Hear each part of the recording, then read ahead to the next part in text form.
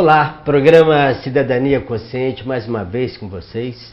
Nessa semana, uma semana especial, sobretudo para os cristãos e para todo mundo. Esse referencial da Semana Santa, ele perpassa pelas religiões. Para conversar conosco sobre a Semana Santa, a Páscoa, nós estamos com o professor Valdeci de Oliveira Biro, que é um biblista, um especialista em Bíblia, bacharel em teologia e um dos coordenadores do CEBI, que é o Centro Brasileiro de Estudo Bíblico, no Rio de Janeiro. Tudo bem? Olá, Zezinho, olá, telespectadores do Cidadania Consciente. É um prazer estar aqui sendo recebido por você. Pois é, o Valdeci é uma pessoa muito querida, uma pessoa que estuda a Bíblia e tem conhecimento e domínio. Eu já vou entrar numa questão chave. Nós estamos na Semana Santa, mas, Biro, a Semana Santa, ela é mais importante que a Páscoa? Como é que esses dois polos, eles se encontram?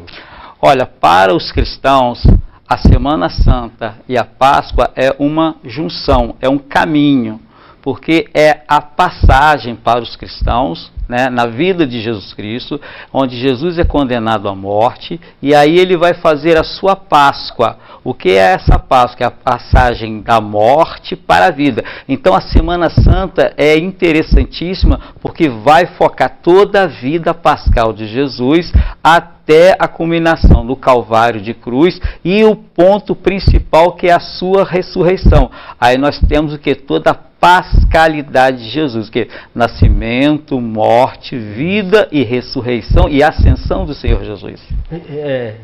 Essa explicação dele ela é muito interessante, até para a gente olhar um pouco para trás. A Páscoa do povo judeu, cristão, mas como que se dá esse momento? Quando se inaugura essa Páscoa, essa passagem? Olha, essa passagem para os judeus, nós temos, por exemplo, lá no livro do Êxodo, que faz parte do Pentateuco, que são 5 livros que representam a Torá judaica, que é o Êxodo. O nome Êxodo significa saída, né?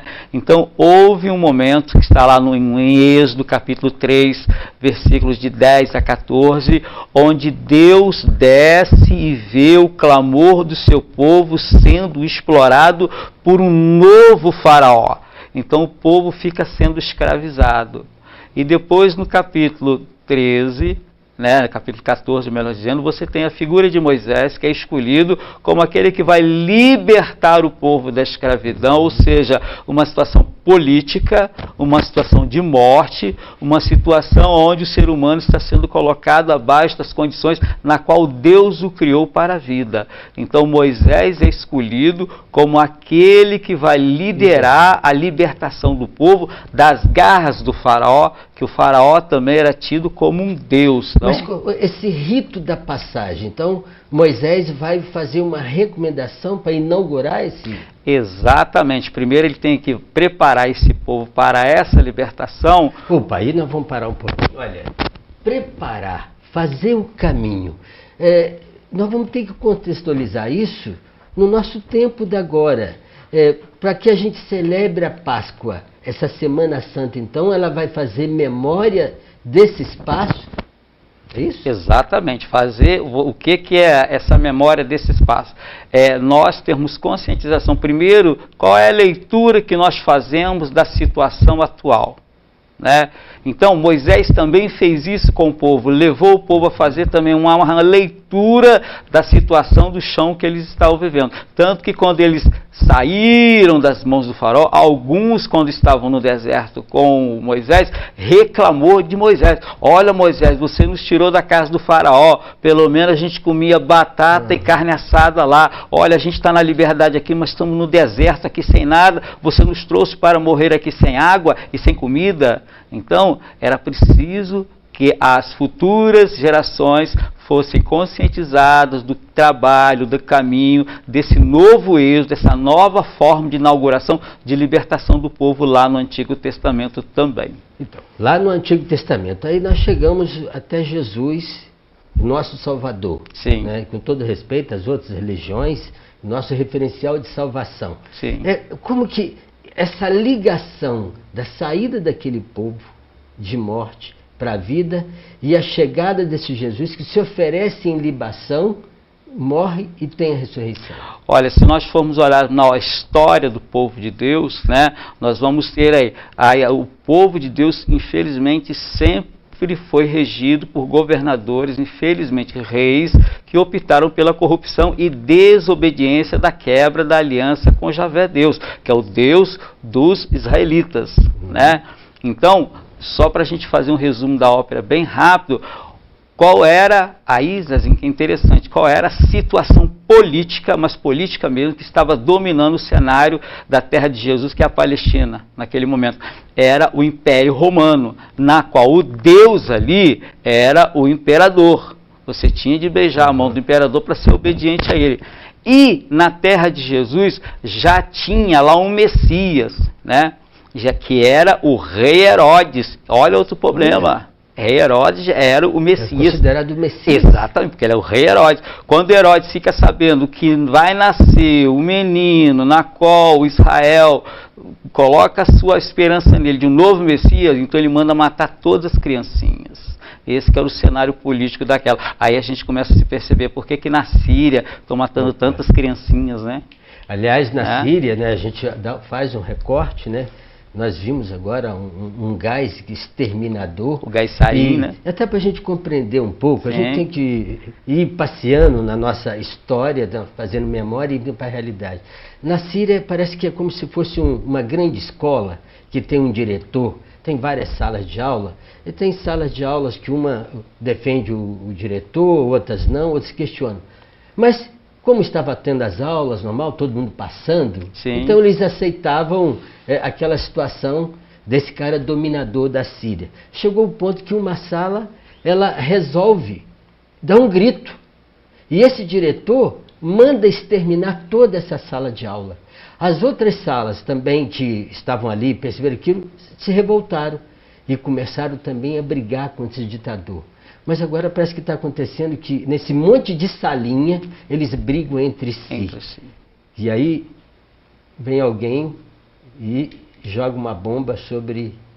Todos ali são inocentes, jogam uma bomba, brigam politicamente, né? Eles ficam na altura brigando politicamente, mas esquecem que os inocentes, que são mulheres, idosos e crianças, são as primeiras vítimas dessas bombas que são jogadas ali, que são mortas inocentemente, né? Olha, a conversa está muito boa, nós temos que fazer um breve intervalo. Nós estamos conversando com o Valdeci Oliveira Ubiro, que é do CEBI, um estudioso de Bíblia, falando um pouco da Semana Santa, procurando contextualizar. Daqui a pouco nós vamos falar dessa Semana Santa bem localizada aqui no nosso Brasil. Daqui a pouco nós voltamos.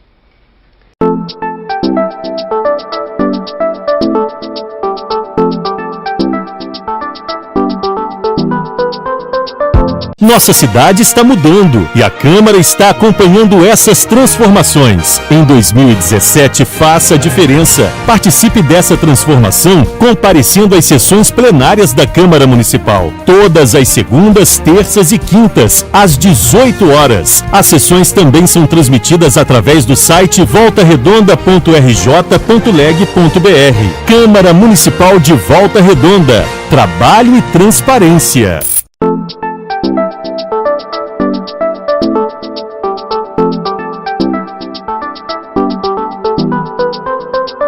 Programa Cidadania Consciente, hoje conversando com Valdeci Oliveira Ubiro, que é professor, bacharel em teologia e um especialista na Bíblia, que até tem uma Bíblia aqui para fazer o nosso referencial de cristão, com todo respeito às outras religiões.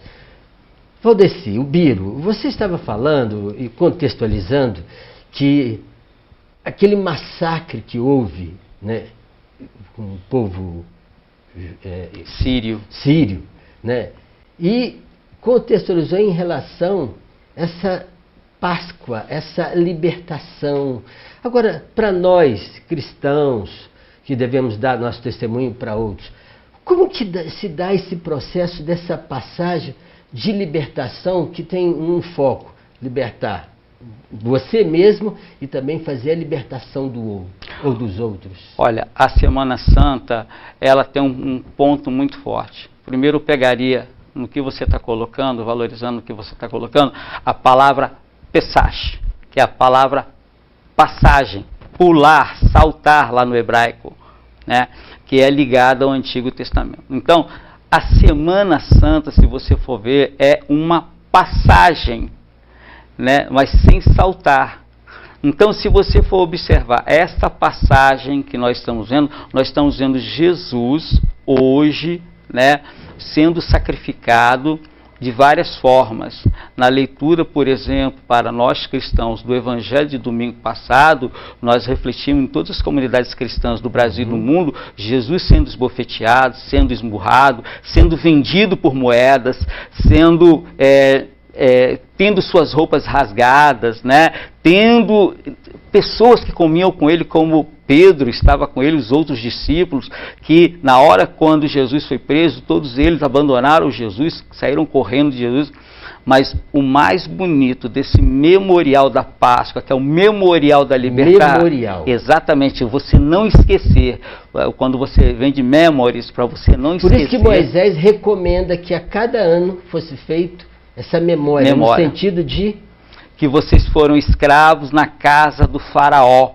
Então, Javé, Deus, desceu para libertar vocês e tirar vocês dessa escravidão. Olha a passagem da situação de morte para a situação de vida. Também no Novo Testamento, a morte de Jesus, né, todo aquele sofrimento que ele vai ter, vai ser para quê? Para nos redimir do pecado, para que nós possamos, de fato, fazer um novo caminho. Mas eu queria exaltar nesse grupo novo de... Caminho. Novo caminho. O que é isso? Então, novo caminho. Olha, o novo caminho, ele passa assim despercebido na leitura bíblica, mas nós do CEBI, nas comunidades que nós fazemos leitura bíblica, existe ali um grupo chamado Grupo de Mulheres, muitas mulheres seguiam Jesus desde a Galileia até a cruz do Calvário. Entende? E eles estavam ali, enquanto os discípulos, que eram homens, todos eles saíram correndo, né? E as mulheres fiéis estavam Jesus, aí. ele tinha um trato todo especial. As mulheres, lá no poço de Jacó, aquela mulher que estava sendo apedrejada, Sim. aquela mulher que estava cuidando, banhando, Exato. Cuidando dele. A hemorroísa. É o perfil de Jesus, o cuidado com o feminino? Exatamente, isso que é a novidade no cristianismo, é o grupo de mulheres que quem faz a memória de Jesus, quem faz essa memória resplandecer, é o grupo de mulheres. Madalena, por exemplo, estava lá com a outra Maria na porta do túmulo, segundo o Evangelho de Mateus, lá no capítulo 26, 27, estava ali na porta do túmulo. Depois o anjo aparece a ela, dizendo que Jesus não está mais aqui, ele ressuscitou, e pede que ela leve essa mensagem até os discípulos, que ele vai encontrar com eles lá na Galileia. É ela que anuncia. Exatamente, e depois o anjo abraça ela. Qual é a grande esperança? Esse anjo é o próprio Deus que abraça as mulheres.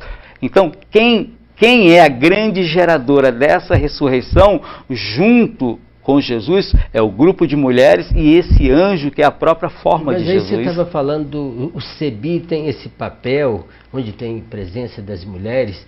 Aliás, abrimos um parênteses, num contexto onde as mulheres estão sendo massacradas, estão sendo agredidas, estão sendo assediadas, né? Sim. Essa sociedade extremamente machista, ela não tem esse rosto de Jesus.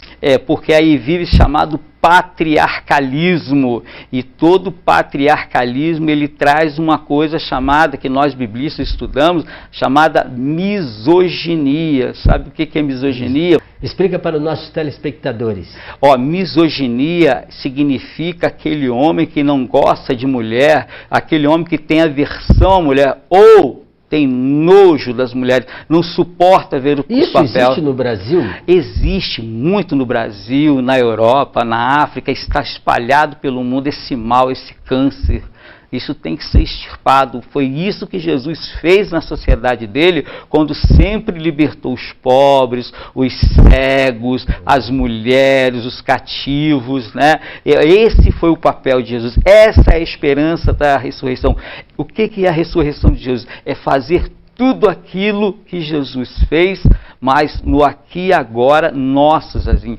Essa é a nossa Páscoa, é a nossa libertação. Eu quero insistir numa questão que eu falava de início, desse comportamento que a gente falar para o outro que ele deva fazer a sua Páscoa, mas falar para mim mesmo. O significado de Páscoa para o Zezinho. Que coisas ele deve considerar para que interfira na sociedade, na ótica disso que você está falando? Olha, primeiro, Zezinho, é o papel da consciência. Primeiro eu tenho que me perguntar, o que eu estou fazendo neste mundo? Qual é o meu objetivo nesta terra? O que a minha religião ou a minha igreja me ensina sobre o papel da bondade, caridade e amor ao próximo? Esse é o primeiro passo. É isso que Jesus fazia com os discípulos. Né? Ensinar a ele qual é o mundo em que eles estão vivendo. E os discípulos tinham muito essa dificuldade, não queriam entender o mundo de Jesus, porque o mundo de Jesus falava do reino de Deus. Né? Essa grande pérola perdida que a gente tem que encontrar ela e colocar essa pérola no alto para que ela possa ser um grande candelabro para espelhar essa claridade ao mundo. Então, nós temos que perceber qual é o meu papel neste mundo, o que eu estou fazendo de bom para mim e para o outro, que às vezes, assim, tem pessoas que não têm consciência da vida que estão levando. E aí a gente vai levar para um outro lado chamado ateísmo.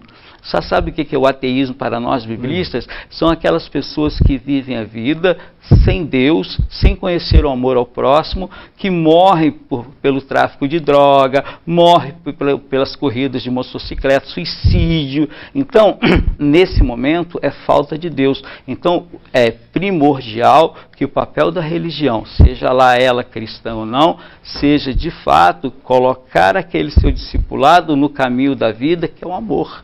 Deus é amor, quando está lá escrito em São João, e esse Deus é o Deus da ressurreição, dessa pascalidade de Jesus. E a pascalidade é a Semana Santa que nós estamos vivendo. Então a gente ter consciência de fato daquilo que eu sou, né, para Deus, para mim e para o outro e para o mundo. Que beleza! Nós estamos conversando com o professor Valdeci, o Biro, que é biblista, e ele está falando um pouco desse caminho da Semana Santa para culminar na grande Páscoa, na ressurreição. Nós vamos chamar o último intervalo e nós vamos conversar com o Biro mais para dentro da nossa realidade aqui, da nossa região, ele como um membro da cristão, sobretudo da diocese, de algumas referências importantes que deve ser guardada nessa semana para culminar a grande Páscoa. A Páscoa de cada um de nós. Daqui a pouco nós voltamos.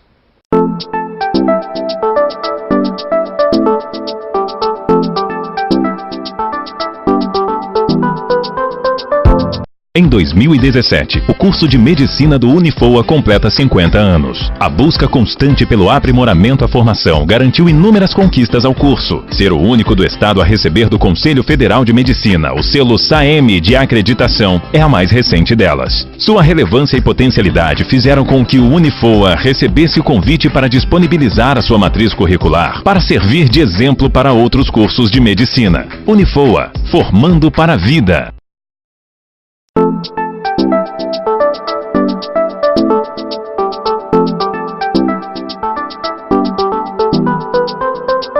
Programa Cidadania Consciente, fechando esse bloco com muita força, numa conversa muito agradável, um aprendizado que a gente está fazendo com você. Aliás, agradecer a sua assistência, você que está sempre conosco aqui, assistindo esse programa e valorizando e disseminando essas informações importantes do programa Cidadania Consciente.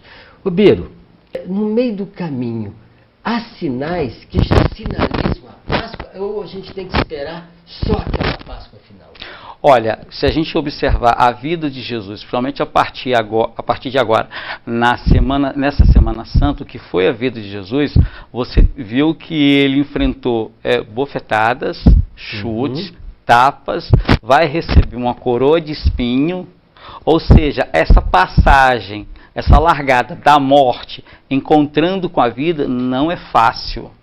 Não é fácil. Então, qual é o caminho que nós temos que ver? É o caminho principalmente do diálogo com o Pai. Uma coisa que Jesus sempre nos ensinou nos evangelhos é o diálogo da oração com o Pai, dele com o Pai. Para quê? E por quê? Para nos orientar. Jesus, quando conversava com o Pai, quando orava com o Pai, ele pedia orientação e pedia para que fosse feita a vontade do Pai. Então, por isso que Jesus sempre fez o chamado Hesed, que é a bondade, a própria graça de Deus em vida. E esses são os sinais que nós devemos focalizar durante a Quaresma. Vou te interromper, que Tranquilo. você está falando de uma coisa assim fantástica, da dimensão da mística, da oração, que é uma coisa que deve permear a nossa vida. Sim. As outras religiões também têm os seus instrumentos orantes, né? Chama de outro nome, Sim. Mas na oração, Jesus, ele, em alguns momentos, ele ia dialogar com o Pai e ele ficava só ali. O que ele fazia em seguida? Olha, ele se retirava, primeiro para conversar com o Pai, ele não queria barulho, ele queria ficar em silêncio com o Pai, porque o barulho, principalmente o barulho da nossa pós-modernidade, atrapalha muito a gente escutar Deus. Talvez esse seja o grande problema, a nossa pós-modernidade, nosso mundo globalizado, carrega dentro de si uma violência sonora muito grande, de muitos gritos, de muitos berros, e nesses berros e gritos, Deus não consegue penetrar. E aí o que Jesus deixa como exemplo lá nos evangelhos? Ele sempre se retirava para ficar a sós com o Pai, para escutar melhor o Pai e para justamente fazer com que os discípulos de ontem, também nós que somos discípulos hoje... Mas os discípulos às vezes pediam para fazer uma tenda para eles, para ficar só lá no alto do monte. Pois é, Zezinho, o projeto do reino de Deus não era dos discípulos, era de Jesus e do Pai. Por isso que os discípulos tinham essa dificuldade. Os discípulos queriam uma outra coisa diferente, um Messias guerreiro, um Messias triunfante, que fosse libertá-los da mão de quem? Do poder romano e da tirania do rei Herodes. Mas Jesus falou o seguinte, olha, a nossa justiça não vem pela espada, porque todos pela espada perecerão, vão morrer. A nossa justiça vem pela paz, vem pelo amor. Isso é que é bonito. Pois então, Biro, aí você está falando de uma coisa preciosa. Nós estamos vivendo nesse tempo que você Sim. bem referiu, da pós-modernidade, desse tempo do barulho, Sim. do tempo da intolerância, do tempo de inúmeras angústias, do tempo da impaciência. Isso. Agora, o biblista, o estudioso, o CEBI, em que o CEBI contribui para poder sanar essas feridas, claro, fazendo essa dimensão orante, como você falou?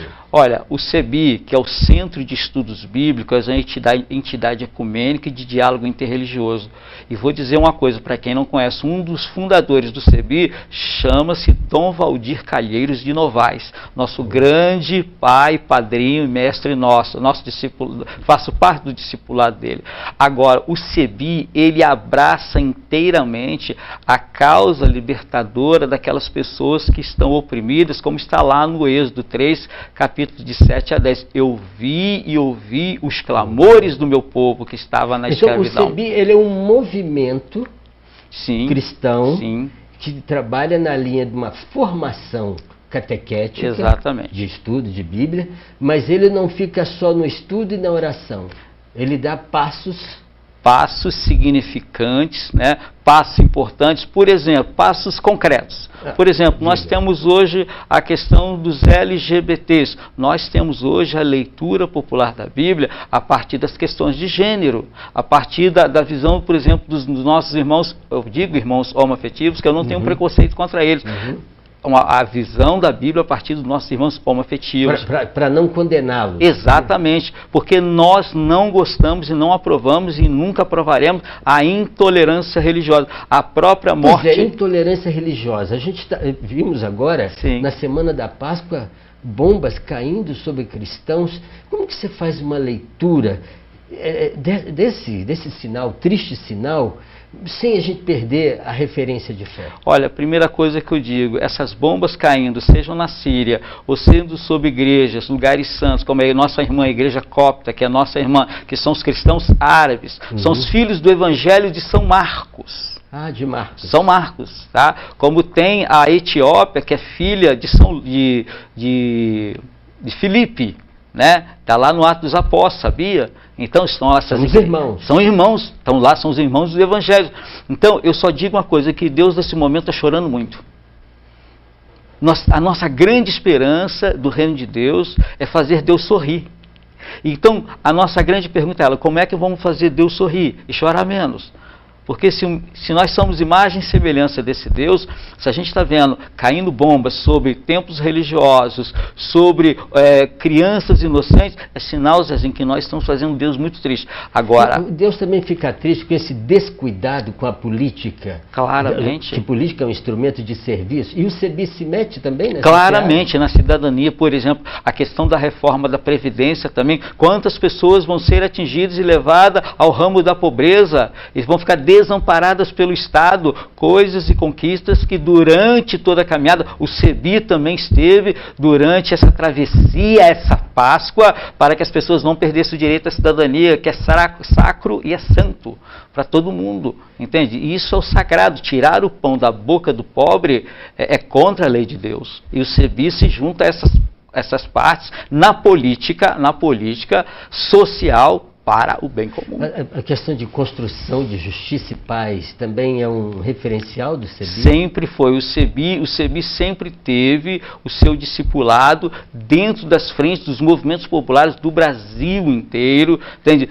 Dentro do Congresso Nacional, nós temos pessoas do CEBI ligadas, e isso aí nos faz o quê? Que a Bíblia não é meramente um livro, mas é um livro que demonstra que a paz, a justiça, né, sempre andarão abraçadas. E o CEBI faz esse mandamento que está lá no Salmo. Então é isso que nós temos que categoricamente fazer. Tem de sair do discurso e realmente criar, ir para a praça. Isso é que é importante. Biro, a gente está aí com um minutinho para encerrar nosso diálogo, que aliás está muito positivo. Eu gostaria que você, nessa finalização, colocasse um pouco do sentido da Páscoa assim como um encantamento de possibilidades, porque o mundo oferece o encanto do ovinho da Páscoa, mas ele não oferece alimento para os desfavorecidos. Eu gostaria que você, para finalizar o nosso diálogo, deixasse um recado nesse sentido, que essa Páscoa ela seja diferenciada para cada um de nós. Mas o que você diria para aquele que nos assiste, né, para ele ficar firme na esperança e celebrar uma Páscoa diferenciada? Primeiro, fazer aquilo que Jesus sempre fez com o Pai: dialogar com Deus, conversar com Deus, pedir a Deus que Ele nos mostre o bom caminho. A primeira coisa é criar esse vínculo com o Pai, com Deus, que esse Deus não é só Pai, esse Deus é Mãe também. É carinhoso, esse Abba, né, para os cristãos. Claro, com todo respeito às outras religiões, que eu sou uma pessoa de diálogo interreligioso aberto. Então, criar esse vínculo, a partir do momento que você pede para Deus visitar a sua própria vida, Deus vai começar a mostrar para você quais são os caminhos que você deve trilhar. E aí você não vai se sentir perdido, porque você vai se sentir abraçado por Deus. Não é uma coisa de prosperidade. Não. É o bom caminho. Eu sou o caminho, a verdade e a vida. Ninguém vai ao Pai senão por mim, está lá no Evangelho de João. E é esse caminho que a gente tem que trilhar, mas com diálogo com esse Deus que é Pai, que é Mãe, entende? Abraçando, sentindo-nos abraçados. Olha, eu garanto que aí a gente vai começar o que está escrito na carta de 1 Pedro 3,15, da razão da nossa esperança, né? A todo aquele que nos pede, que é Jesus Cristo. Pois é, da razão da nossa esperança. Desejo ao Biro, à sua família e a cada um de vocês uma Páscoa que tem esse significado de ir de encontro a esse Criador e fazer um encontro verdadeiro com nossos irmãos a cada dia. A todos, feliz Páscoa e até breve.